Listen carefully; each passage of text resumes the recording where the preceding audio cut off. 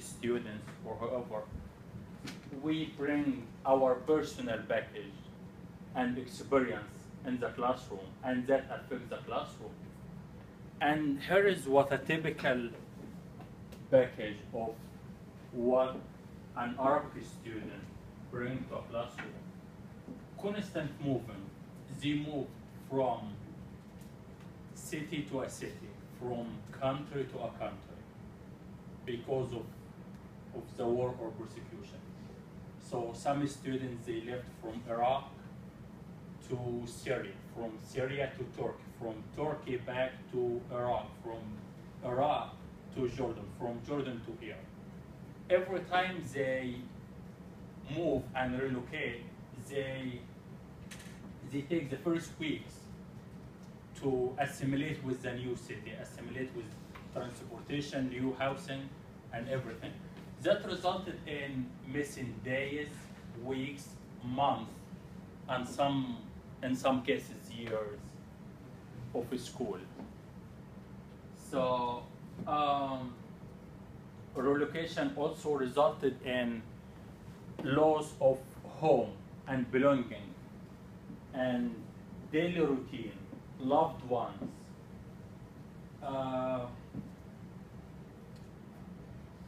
sense of security.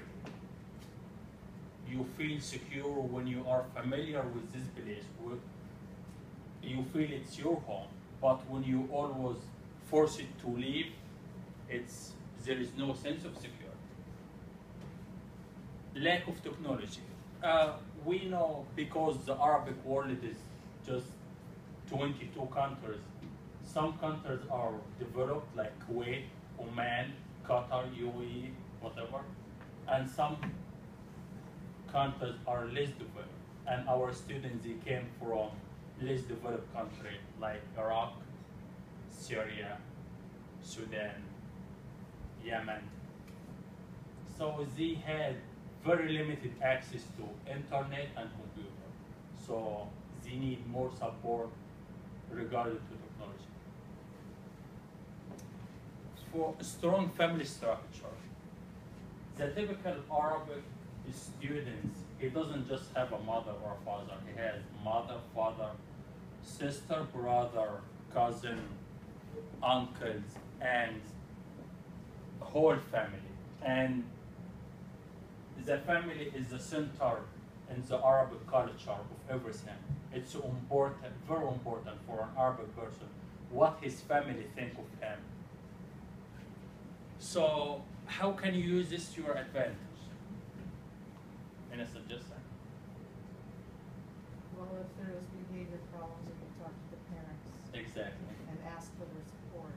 Yes. And the group will get it. Yes, and you can use the role of liaisons. Just I'll provide my contact information at the end. You can call me directly, email me, or any co-worker who speaks Arabic. And it will be more effective if you talk to the dad because he's the one tend to lead the household for the Arabic culture. Assimilation struggles.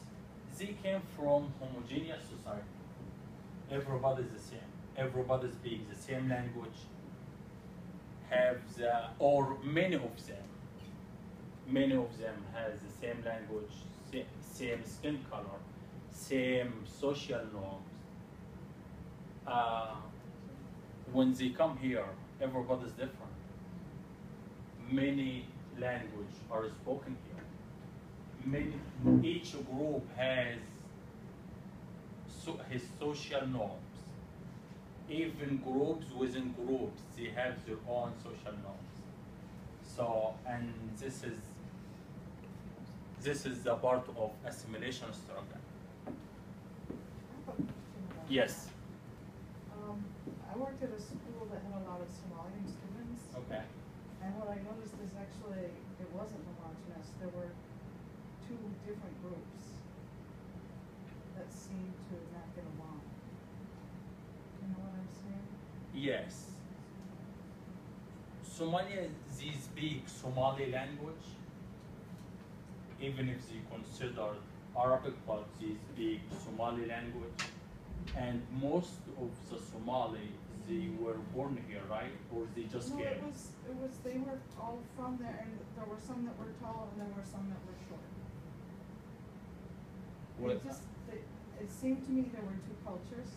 Okay. I'm not very aware of it, but they argued with each other, they put each other down. Yeah, there is a Somali liaison will be presenting, she's presenting in the next room. I don't know if it's 104 or what, but it's different. Yeah, it's different. I'm just Okay. addressing the Arabic one. So here, let's be, or feel free to be open and honest. What are some common misunderstandings that you heard about Arabs?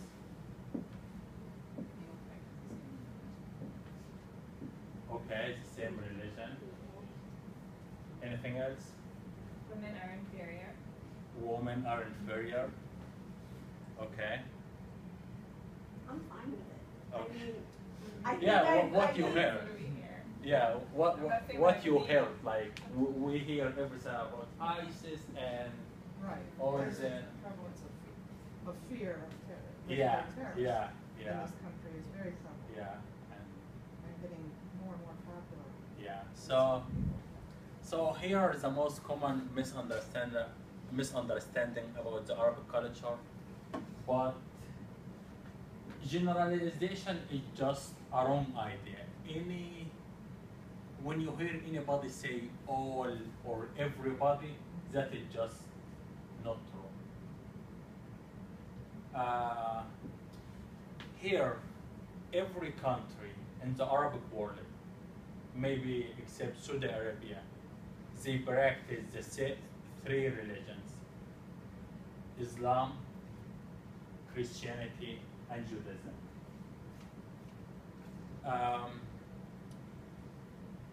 For the uncivilized part, the Babylonian civilization and the Egyptian civilization that contributed to shape our modern world today, they were Arabs.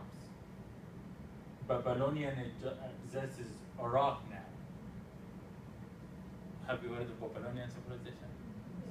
Yeah. All women are oppressed by men. Janet Jackson is not oppressed. She's married to the Jordan guy. He's Arabic. But it's not one example. But it's just not true.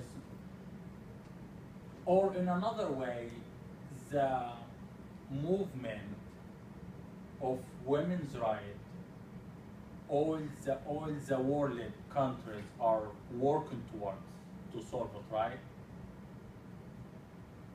Maybe the Western had made more advance regarding to this issue more than the Arab one.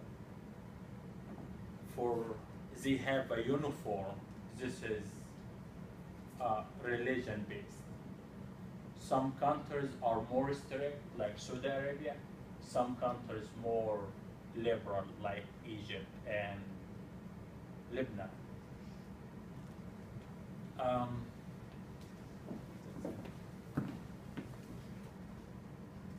Cultural awareness. Remember, family is the center of everything. Call home, gives them a feedback. How is the kid behaving? And how is he or she doing academically? Friendship, highly valued, versus kind of here it's more for socializing, and it's over there it's highly valued and considered extended family.